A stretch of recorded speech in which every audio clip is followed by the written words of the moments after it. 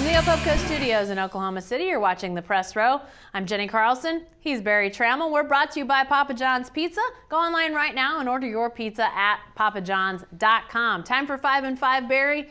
As with everything else this week, a heavy dose of Marcus Smart, so let's get right to it. How much did Marcus Smart hurt his NBA draft stock? I don't think he hurt it much on Saturday night. Maybe a little. I think his draft stock was already sliding this year. He's in a tougher draft, much deeper draft this year than last year. Marcus hasn't played as well this season. And 3, Marcus clearly has been bothered by something. He's had a lot of things go wrong. His attitude seems poor. Kicked the chair against West Virginia, has been flopping. So his stock had already slid quite a bit. It might have slid a little bit on Saturday night, but he came back with what everyone said was a solid apology, took responsibility. So I think NBA scouts will look past that push of the Tech fan much more than they will look past these other things that have transpired. Yeah, I think his inability to shoot it well is a problem, and it was a problem before the push. So, I think he had probably already fallen out of the top 10 or was borderline, to sort of be falling into the middle of the first round, which is probably, I got to think that's somewhere where he'll land. He's too good of a player to fall really far. I mean, I just can't imagine there's not some team out there that would see him as a very big upgrade at the point guard position, even though he's struggling to shoot it. You think about point guards in the NBA, and there are a lot of really good point guards in the league that you don't necessarily think about their college days and say, wow, they were really good outside shooters. But now they can keep a defense honest. Guys like even Russell Westbrook in Oklahoma City, Chris Paul. I mean, you never saw those guys as marksmen, but they knew what their strengths were. They played to them. And then as they got their NBA careers going, they really became more consistent with that outside shot. So I think Marcus is going to definitely have to work at that. But that, to me, is as much a red flag right now. But again, I don't think he doesn't fall to 20, does he, Barry? He doesn't fall that far. I think he stays in the lottery. Okay, all right. Back to question number 2. It's true, false, this one, Barry. OSU will have more fans than OU at Bedlam. Again, related to Marcus Smart and the problems at OSU. True or false? Oh, I think it's true, clearly. Okay. I mean, if for no other reason, I don't know how excited OU fans are about basketball. I mean, so I think you'll see maybe more Sooner fans than usual in Stillwater. But I still think OSU will have the healthy number. I don't think Gallagher-Iba will be full, though. I think there will be sort of a referendum on Travis Ford. I think a lot of fans are frustrated with his team. I think you're going to see a lot of no-shows at Gallagher-Iba Arena. I think this is really interesting, what the crowd is going to be like on Saturday. I do think true. I do think OSU will have more fans than OU. But, you've got some OSU fans who are of the mind, I can't watch this anymore. I can't bring myself to watch this. And I'm sure that's double by the fact that you don't want to have to go and watch a team that's struggling against your in-state rival. The chance to have to sit through that, I think, would turn a lot of people off. You've got some people who say, I don't want to support Travis Ford, so I'm not going to go. But then you've got some people, I think, that would say, this is my school, this is my team. These players they chose to go to my school. I'm going to go support them. So who overrules who? I don't know. Yeah, I don't think it's a sellout. I think there's more OSU people there, but it's a really interesting dynamic. Let's put it that way. I'm very interested to see what the crowd looks like and acts like on Saturday for that Bedlam game. All right, Barry, one more OSU/Marcus Smart question. Is OSU still a basketball school? I'm going to say no, and it hasn't been for quite a while. Frankly, there's not too many basketball schools in America or left in America, and here's one of the reasons why. OSU has become a football school. OSU has put heavy money into football. It's won big. It's recruited well. It's become a perennial Big 12 contender. Haven't won as much as they want to win, but they've become a program of national repute, and the fans have responded. And OSU now has really built up its football fan base to where season tickets are in the 50,000s. At one point, no one thought that was possible, but that's come at a cost, and some of that cost is people don't go to basketball games as much as they used to. Some people have to make a time decision. Some people have to make a financial decision.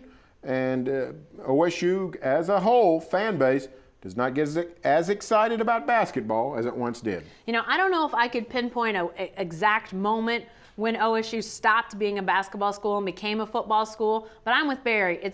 It's changed. It's no longer a basketball school, and it hasn't been that way for a little while. I think there might have been a time when there was sort of it could be either or, but now, especially, I've got a lot of friends who live in the Big 12 footprint who are affiliated with one school or other, and they're shocked to see what Gallagher-Iba looks like because they remember when it was packed, when it was a Viper's pit, and now to see games there and see how many empty seats there are, people are really shocked. I mean, they really can't believe how it's turned. And so I don't know when it turned, but it's pretty clear it did. OSU, no longer a basketball school.